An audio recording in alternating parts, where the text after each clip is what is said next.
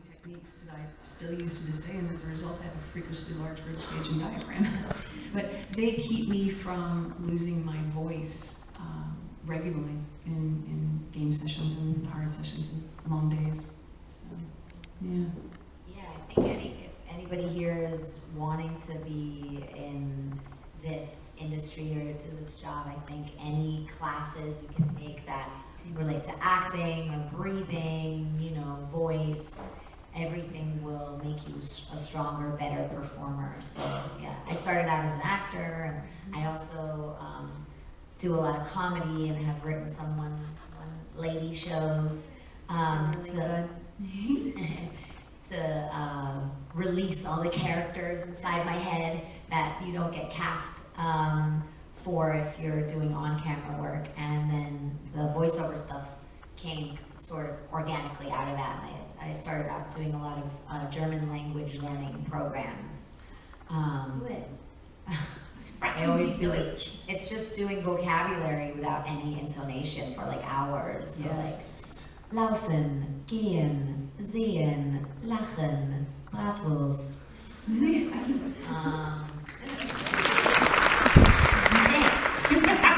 What you always wanted to hear in there. Yeah, exactly. 6 hours of that and never got applause for it, so thank you. It's so gratifying. This panel has been great.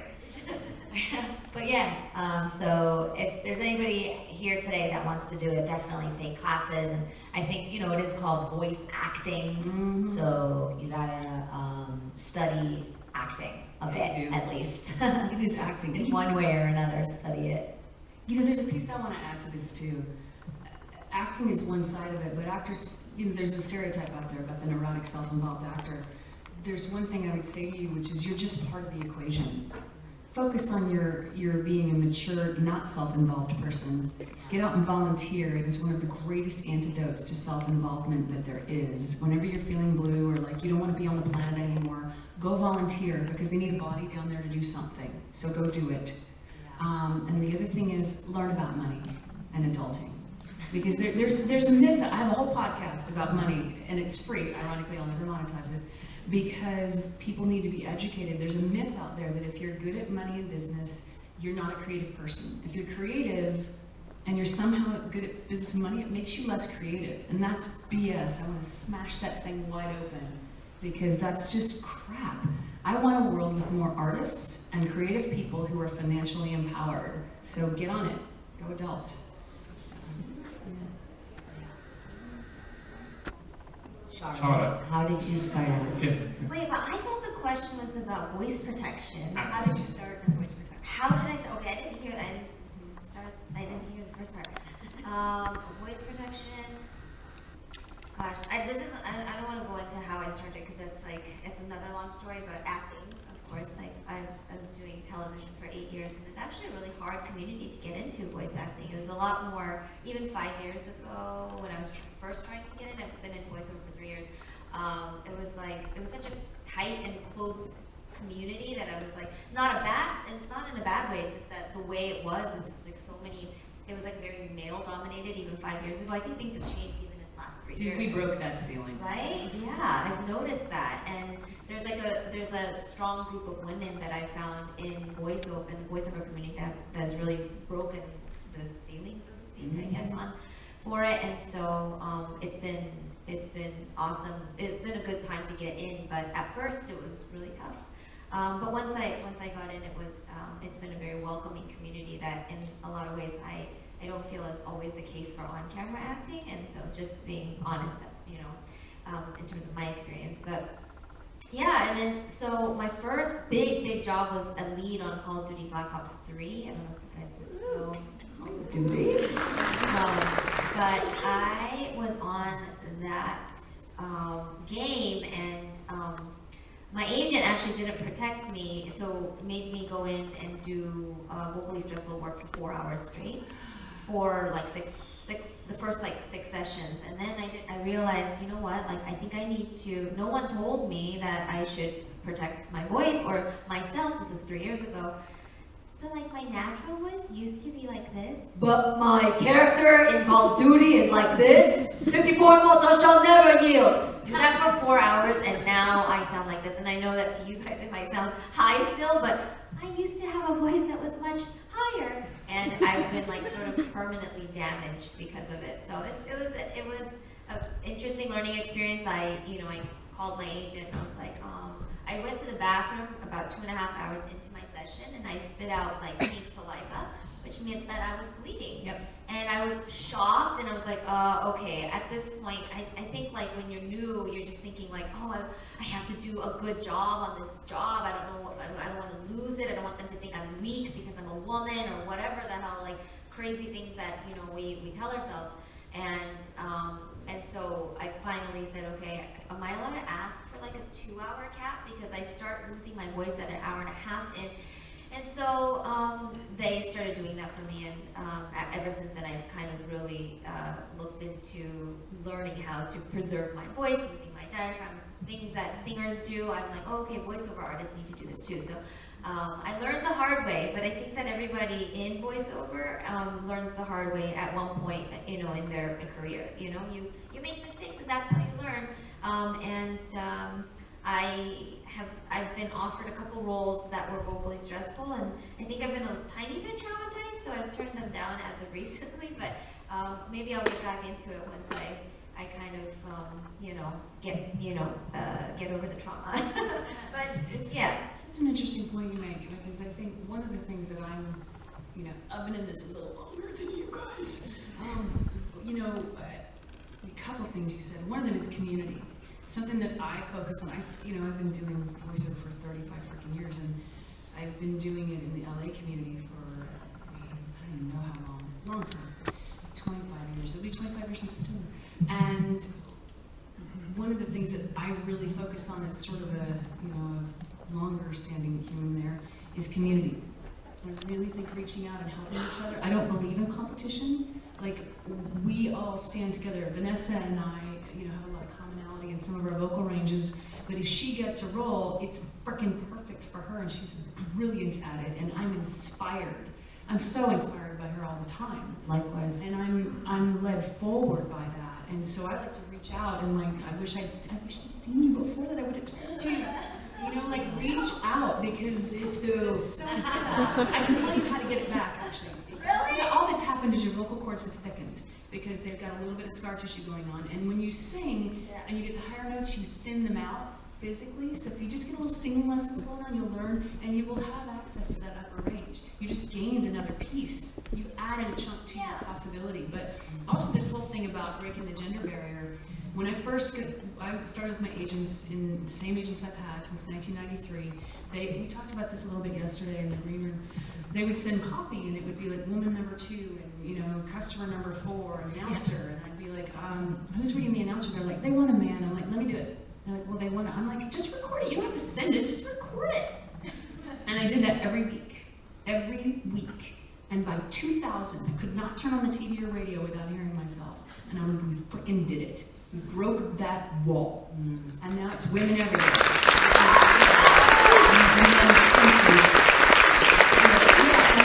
And then because of you guys, BioWare came out with Mass Effect, where the male and female lines are identical. Identical. Every word. And by the time we got to the third part of the trilogy, because of you guys out there, FemShep was on the box. You could flip it over and see it on both sides. And I was like, broke that ceiling. Next. That's what I live for. I'm like, you give me a barrier. Show me that thing. Give it to me. I'll eat it. So my point is, it can be done. And this feeling I have is inside of many of you.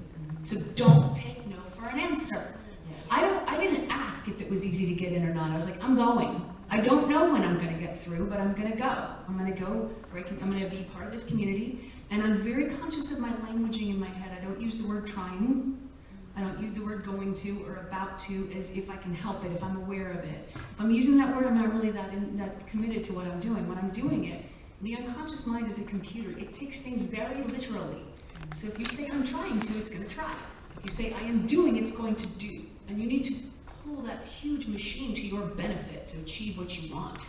So watch, that's why I don't like complaining. I'm like, certainly speak about what you don't like, but 80% of your attention should be on what you want. And that goes for the world situation as well. Note what you don't want, and then what do you want? That is a much harder question, and I challenge you to answer it and get your butt into action, no matter how small. Now everybody get up and get out of here. Come on, it's not over. Oh, it's half an hour. I get a little carried away. So, with that positive and inspiring message, we're going to open it out to some of the people who all of you have been inspiring. They're all but literally fans, and so we're going to open the question out to them. If you've got any questions you'd like to ask, feel free to stick your hand up. Including, Charlotte, what's it like seeing your character as a biscuit? Because I did see that earlier on in the stand. There is a biscuit version of your Overwatch character on one of the stands. In one of the what? Yeah, one of the stands in the hall. Like, to eat. Yeah, you can eat it. I haven't seen it yet. I'll try and get you one later so you can see it. Thank you. So, you've broken the biscuit glass ceiling. If you've ever dreamt of being a biscuit, you can do it, guys. Right, so let's start here at the front. Hi, this is for Jennifer. My voice sounds so weird. We all feel that way. We all have grown up watching Scooby-Doo and the Witch's Ghost. Oh yeah. And we loved you as Thorn. Thank you. And yeah, the Hex Girls were iconic. I'm wondering if you could do like a line or sing a lyric. Let's see. There's a monster scaring everybody. Spooky footprints, kinda strange and mighty. And a terrified town that doesn't know what to do.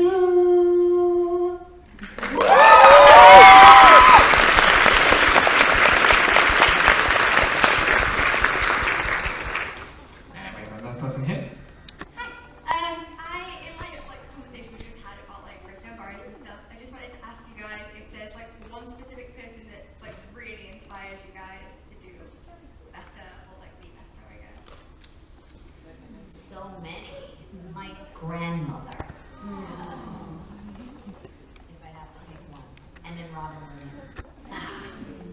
For me, I would say, well, in life is a totally different thing. In acting, totally different thing. But for voiceover, I don't know if you guys know who Fred Tatasciore is.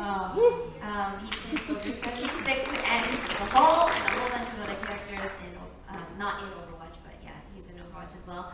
But I had my first convention and panel at BlizzCon. I mean, imagine BlizzCon being your first convention. It was insane. I was like, what? I mean, like the first panel we did was like 2,000 people in this small room, and I was like shaking like a leaf. It was like only in 2016, November, so it's only been like, it was like a year and a half ago, or maybe almost 2 years ago. And I started playing games again, and I as an adult, while playing Call of Duty Zombies, and I found out that the character that I most related to was Nikolai, who's like this Russian guy in Call of Duty. So I looked that up, and I was like, oh, it's this Fred Tatasciore guy. And then so when I met him at BlizzCon, and in his IMDb photo, he looks kind of scary, actually, I think, right? Yeah. He kind of looks really intimidating. He's a big guy. The big guy, and I was like, oh my god, he looks kind of like mean. And then I met him, he's like, hi, I'm Fred. And I was like, oh my god, he's so nice. He's the human teddy bear. Yeah. Crazy, he's the nicest person, and I was really inspired by that because he has like 500 credits. Like, he's just all over the place in terms of just like, he's in every project you could think of, and yet so incredibly humble and just kind, and doesn't make it about himself. And so I just, they put me next to him on the panel, so I was watching him and the way he interacts with the audience, and also just the moments that he took to not like leave the rest of us behind in the wind, like whatever, you know, you guys can, it's your first panel, I don't care. He would always check in and be like, hey sir, Charlotte, you're doing a great job, you know, answering these questions, and just wanted to let you know, do you need anything? I'm like, do I need anything? Like, where the, you know, and it's just, that was really inspiring to me because for a moment, it wasn't like about like, did I do a good job in the voice or whatever. It wasn't even about the project, it's about being like a good person. And so I took like, you know, a page from Fred's book, and going forward, I decided that for those coming up after me, I want to be like that too. So I would say that and then I didn't even know this, but like in the lore of our game, he's like my father. You guys know this, his daddy's 76, and so I'm like, wow, that's so crazy. Went from Black Ops 3 and my looking up to him to being on a panel with him, learning how to do a panel and learning how to, you know, just, you know, further being a good person and growing in that respect, and then finding out that in the lore he's my father, and I'm like, oh my God, he's Papa Fred. And then I found out that everybody else calls him Papa Fred anyway outside of the game. So I'm like, oh, this is just crazy. That's life. So that I would say he's been the most inspiring to me for voiceover. You. Gosh, there are so many people who are racing through my mind who have influenced me. June Foray is an absolute legend, and she used to record with Mark Evanier at Buzzy's. I was the voice of a healthcare company. I never actually worked with her, but I would see her in the lobby, and consistently she would come an hour early to her job every time. And just another kind soul who was just so considerate and humble. And I do think that that's throughout the voiceover community. Just sort of a deep caring to never make anyone wait. That kind of work ethic to me was just so admirable. But there are so many people that are inspiring. I mean, Rob Paulson is also one of the kindest souls. He has a brilliant podcast, Talking Tunes. He's recently overcome cancer, and he donates money to is it the Smile Foundation? Yeah, and again, it's just this spirit of generosity all throughout. I think it goes back and forth, and even Jen. I mean, I think we've known each other since when you first started, and I remember hearing her on television every 5 seconds and thinking, Jen, that was amazing, that was amazing. So we root for each other, and I think we do give each other permission to be the best version of ourselves and pursue both creativity and prosperity and laughter together. And you know, that's not always the case in a work environment, so we're very fortunate. Yeah, absolutely. For me, it's Vanessa and Gray and Rob and everybody she named, and D. Baker and Kari D. Waldron. Bradley Baker. Oh my God, and Kari Waldron, and it's not just it's not just talent-wise. There are personal things about each one of them that I'm gonna choke up. They're lovely human beings. I'm so lucky. Yeah, and my son. Yeah.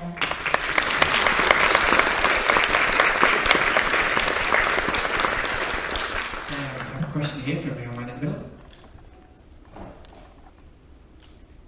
Just on the subject of inspiration, I'd actually like to thank Charlotte for her work on D.Va, as it's had quite an impact on me. A couple of years ago, I was very unhealthy.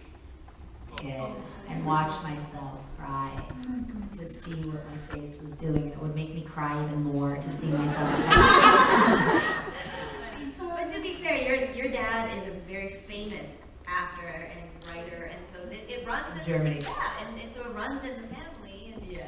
I'm not surprised. So when your dad's like, oh God. Oh no, she's gonna be an actor.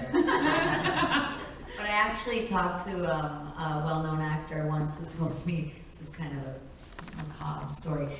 He had a little, not like a bad car accident, but his car kind of like veered off the road and kind of like flipped over on its side. And he said he realized how bad, like how much of an actor he had become, because the first thing he did was check the rearview mirror to see what the expression on his face looked like. So you could remember it. I have a similar story. I was climbing. I was rock climbing, and I was lead climbing, where you have to clip in, and then where you fall, and you fall a good way. It's like, not all the way, you just get caught by the next clip, but it's freaking scary. Yeah. And I slipped, and as I slipped, I did the stupidest thing. I pushed off the wall. You're not supposed to do that. So I ended up almost flipping over back upside down, which is dangerous. And I remember going, oh, that's an interesting sound. and I broke my foot, and I was like, ah! Oh, not on that one, on a different thing when I was flossing my teeth. And I was flossing, that weekend I was rock climbing, mountain biking, horseback riding, and I broke my foot flossing my teeth. Oh my. Don't floss your teeth, it's very dangerous. Wait, how did that happen? I stubbed the toe, I was distracted, so I stubbed my left toe, jumped up, landed on the side of my right foot, and snapped my hip metatarsal. But I didn't think it was broken. I was like, that's just too stupid. So I walked around for 11 days on it, going, it's not broken. And How did you realize, okay, I need to go to the hospital? there was blood fell off. accumulated. There was an Brushing accumulation it. of blood in the bottom of my foot after a while. I was like, Oy. but anyway, as I'm going around, as I'm making a lot of pain, I'm not going to swear because my young child is in the room, and I was like, but I thought, I'm making a mid-tone sound. That's fascinating. Why is there no high note in this sound? Because there's no fear. I got to remember this. Ah! Same thing. Yeah, I chose voiceover because it doesn't matter what I look like, so I never look in the mirror, ever, because there's why. Yeah, I like that we're sort of invisible and we get to play and be free and liberated from all the constraints of, you know, needing to be camera ready or any of that stuff. So I don't want to know what my face looks like when I'm making some of the sounds I'm making. In fact, when I did Black Canary in the game Injustice 2, awesome, wow, Yeah. we had this mocap helmet on, which is rather sublime because there's a camera pointed at you, again, not my favorite, and like flashlights in your face that you then read through, and you read a computer with this apparatus on your skull thinking, wow, this is going to capture some amazing footage. I have no idea. Me going, you know, looking at the, I don't know. Anyway, it ended up working out well, thank God, but it was sort of like confronting my fears of visibility all at once as Black Canary. Live, but that's an interesting question. Mocap can be fun that way. I like Yeah. you never look in a mirror. Oh God, no. And Motion capture. Yeah, emotion capture, sorry, Yeah. performance capture they're calling it now. I was God of War and I was playing Electo, who is this really evil person. But I happened to be in the place, and you're really just wearing really bad black pajamas with dots all over them. No one except Laura Bailey looks good in them. It's And like a Charlet- luge suit, right? What's that? A luge suit. You're basically like a spandex. Pretty much, bodysuit. that's like a black spandex. I'm out. Yeah, with Yeah, really, and they, no all, they thanks. all have colored crotches, so they can be told I'm out. one different from the other. So Bye-bye. a striped crotch. Okay. Sometimes you'll have, yeah. Yeah. So I'm in there, but I can see they're actually rendering instantly. And so I can actually see my character in the other room. So I'm like, I'm doing all this weird stuff and making her do it. It's hilarious. Yeah. We've got time for one final question for this young lady here. Hi there, this is for Jennifer. I just wanted to quickly ask, as a huge Disney fan, how you responded to playing such an iconic Disney princess with such good morals?